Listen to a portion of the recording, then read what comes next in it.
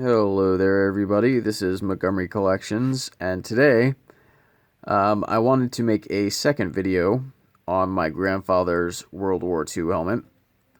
I'm going to leave a link to the first video that I made, just talking about his history, what he did in World War II, and all that.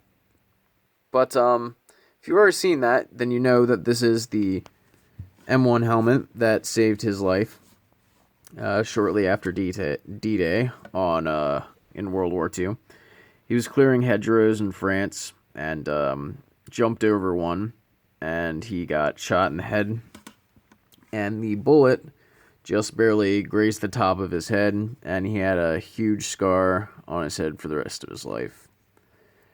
But what I wanted to do was just go through the collector aspects of this helmet, because in my other video I didn't really cover those. I kind of just show off the helmet and talk about his story a little bit. Now I know a little bit more about M1 helmets, and I have a couple in my collection, so let's just get to it. The outside is a pretty basic wartime shell. It's got the cork in the paint, but it's pretty worn down. This is an early production helmet, and you can see that because it's got the front seam right here. Bingo. You can also see that all that paint is chipped away from that stainless steel rim. They went and started making them with the manganese rims. I think around like, what is it, like 44 or something like that. But they started making it with a different material because the paint would chip off. Actually, it's kind of nice because a lot of the paint is still on here. Where it's chipped off for the most part is on the bottom side. We'll see that in a minute.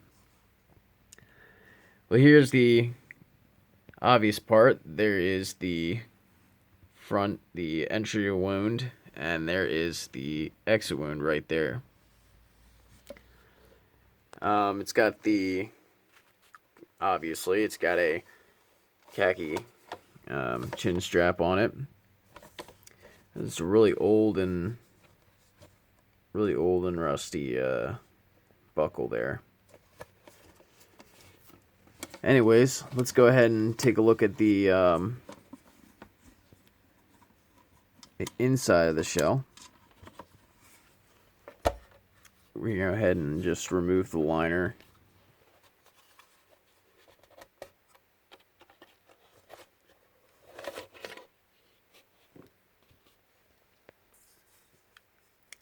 And there you can see the stainless steel rim, like I said. That's where most of the paint's missing, so it kind of leaves a nice shiny edge to it. Highlight here, another way you can tell obviously it's an early shell, is it has fixed bales on it.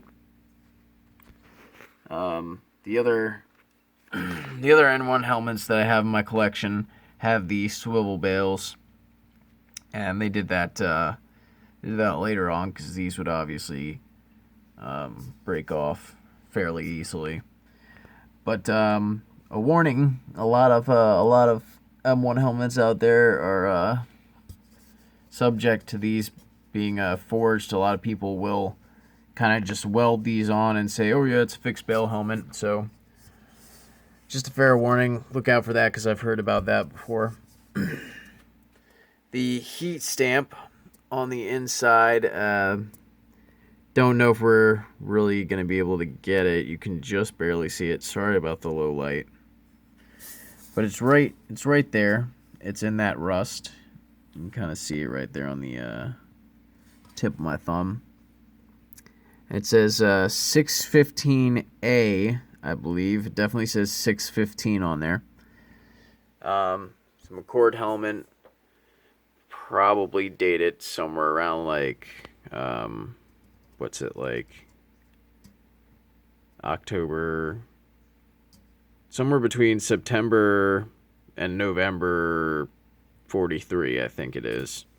I have to take a look at the chart. I don't know offhand. Let's take a look at this liner there real quick. You can look down there. You can see that it is it's an MSA liner. It's really torn up, obviously. It's got the nice khaki color to it there. And it's got that early leather liner to it, but it's very shredded. One thing about this that is kind of nice, though, is it has the original leather chin strap for the liner still attached in there.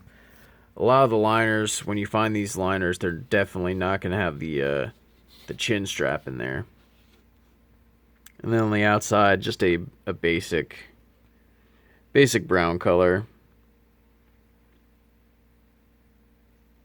And obviously it's got the entry and exit wound there. So that is my grandfather's World War II helmet. And it saved his life. It's my most prized possession. And yeah.